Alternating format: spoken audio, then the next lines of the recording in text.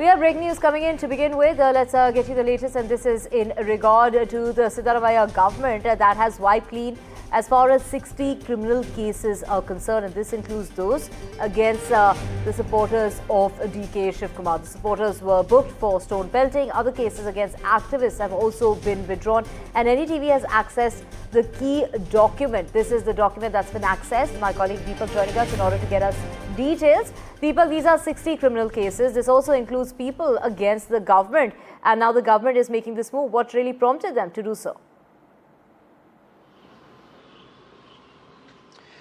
Well, this happens year after year. Whenever any government comes to power, they believe, they need to withdraw cases for whatever reasons, for political compulsions or because they want to favor somebody. But, time and again, when the cabinet decides to do this, you have a subcommittee that, goes ahead and tries to understand these cases and then also seeks the opinion of various departments. And here too, they've sought the opinion of various departments, including, the law department, the police, and all of them have recommended against withdrawal of these cases. And what's very important here is that this time it is about 60 cases that have been withdrawn.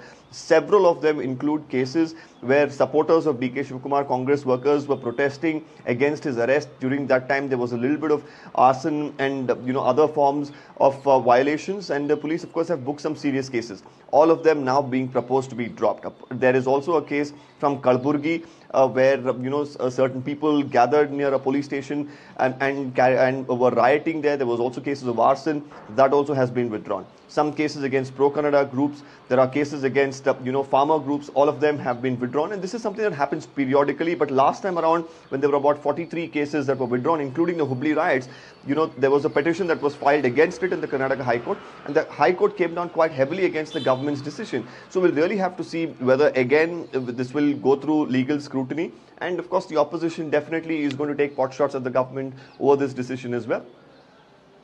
Sir, take us through, in particular, we're talking about cases against those, whether it was, stone pelting, whether it was, we are talking about rioting and arson that was used. Take us through the cases that were made against these people.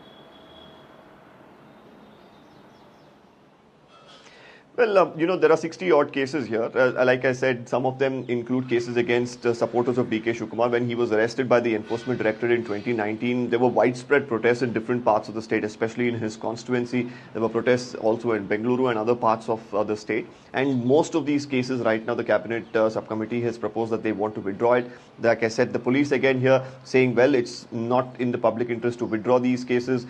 Again, there's a prosecution department which has advised against it, but the subcommittee has done it anyway. And we've seen this happen not just now, we've seen this happen in the past as well. But like I said, last time when there were 43 cases that were withdrawn, one of them including the 2022 Hubli riots case, the High Court had to really intervene and then say this was a political decision.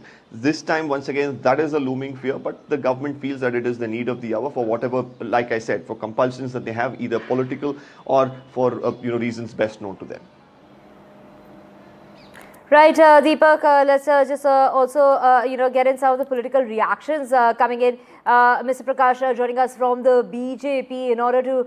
sir, how would you react to this move that the government has now finally made in regard to these criminal cases? And this includes people that had, in fact, retorted to rioting in the state. No, the government is sending clear signal, we stand with the criminals and rioters.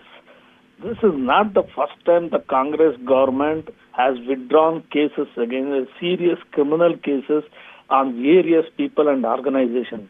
When they can withdraw the cases against PFI and SDPI in the state, I will not be surprised if they withdraw the cases against the rioting cases elsewhere. This is happening repeatedly, and the High Court is admonishing them and passing strictures. Despite such strong observation from the High Court, the government is unmindful and they are not respecting the sentiments of the court either. And repeatedly they are withdrawing the cases. I am sure even this will be questioned in the High Court, and the suitable appropriate action will be taken by the judiciary. We believe in it. The cabinet, of course, sir, has acted against the advice of the key departments, including the Home Department. Your reaction, this is not the first time, but, going forward, can this be the last time? They have withdrawn the cases, those who set fire to the police station in Hubli and other places. And I'm not surprised at the cases they have withdrawn yesterday. It is their routine affair in Karnataka to take back the cases of the most dreaded criminals and antisocial elements. They are breeding such elements only to further their political advantage in the state. Right,